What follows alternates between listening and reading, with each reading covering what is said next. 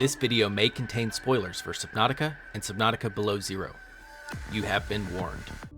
Subnautica was first released as an early access game on Steam in 2014, and this year celebrates the 10-year mark of players discovering the mysteries of the deep. So with news that the next title in the series is in the works, fans have excitedly started speculating on the game and what it may entail. Thankfully, we've been provided some, albeit very limited, information from the developer of the game Unknown Worlds and their publisher Krafton, with even more information set to come out later this year.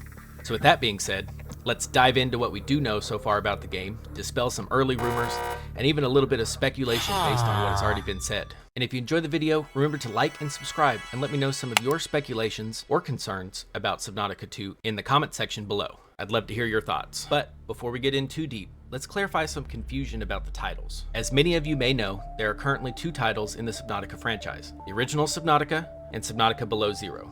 As news about the next game in the series is released, both the devs and the publisher seem to be referring to this next title as Subnautica 2. So why have Krafton and Unknown Worlds decided to call this unreleased title Subnautica 2 instead of the obvious choice of Subnautica 3? Well, the reason is simple. Subnautica Below Zero was originally slated as a DLC expansion to the critically acclaimed original. However, the size of the title made it too big for a standard expansion, but not quite big enough to be considered a full-fledged sequel. So despite being released as a standalone title, the team behind the game simply does not consider it Subnautica 2. For this video, I will be using the devs' preferred title of Subnautica 2, because it's the most official. Whether you're excited about the release of Subnautica 2, ready to drop in and kill some giant alien bugs in Helldivers 2 Starship Trooper style, I'm doing my part! Or just plain cool and want others to know it, check out Starforge System today and upgrade your PC to the best in the universe. With many configuration options for gamers, enthusiasts, and content creators, Starforge offers a PC that will fit your needs. You can even now purchase epically designed PC cases featuring RGB plate lights and inserts for your own custom PC builds. So check out Starforge using the QR code or the affiliate link in the description to get an out-of-this-world PC today and support the channel in the process. And remember, it's a hammer. With that being said, let's start from some of the earliest news and work our way up to the most recent information. As early as February 2022, Unknown Worlds started posting on their X account some job openings for their team. As you can see in these posts on screen, Unknown Worlds had already started looking for people to add to their team for what they referred to as the next game in the Subnautica universe. While many of these posts may have gone unnoticed by some fans of the series, it goes to show that Unknown Worlds has been fabricating this game for the past few years. For those with their peepers open, this was enough news to start getting people hyped for a new ocean to explore. Fast forward to 2023. The first news that we heard about the game other than the job postings came from Krafton's Q4 23 earnings call.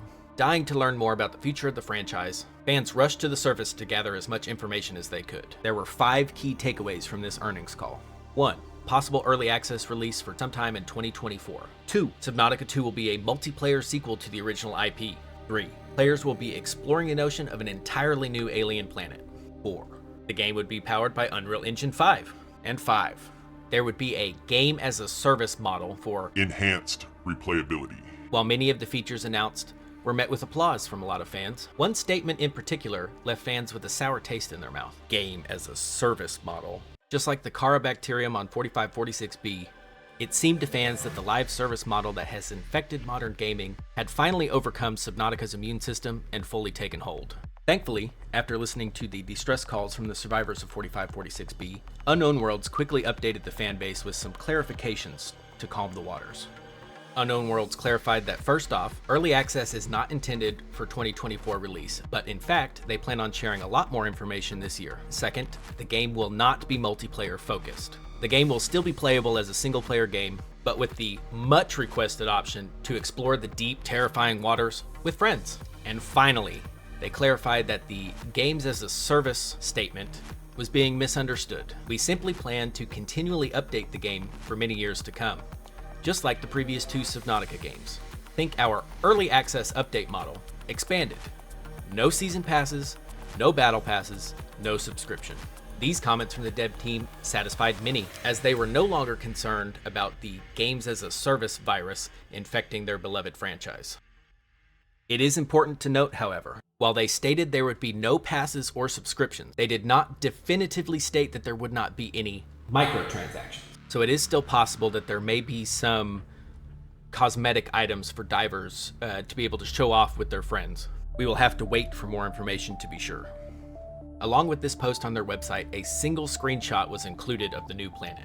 We can see in this screenshot a colorful reef in a biome similar to the safe shallows from the original, with an updated personal sub, a few small colorful fauna, and one semi-dangerous looking shark thing.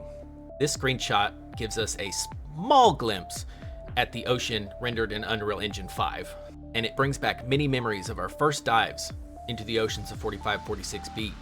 But for some, it appears to be a little too similar to be an entirely new planet.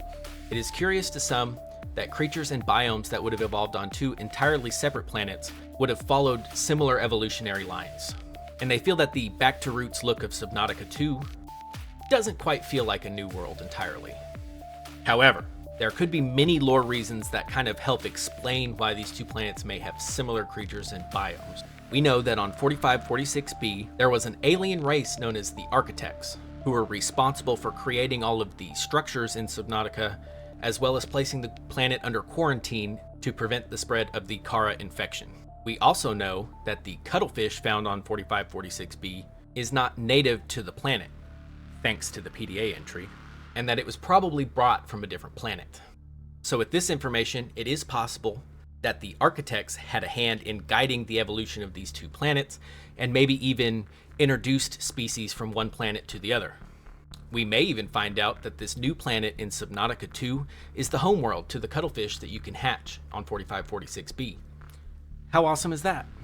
But that's enough speculation for now. We still have an entire year for more news about Subnautica 2, and I for one am excited to learn more in the coming months. What are your thoughts on the news so far, and what are some of your speculations for this exciting new entry in the Subnautica franchise?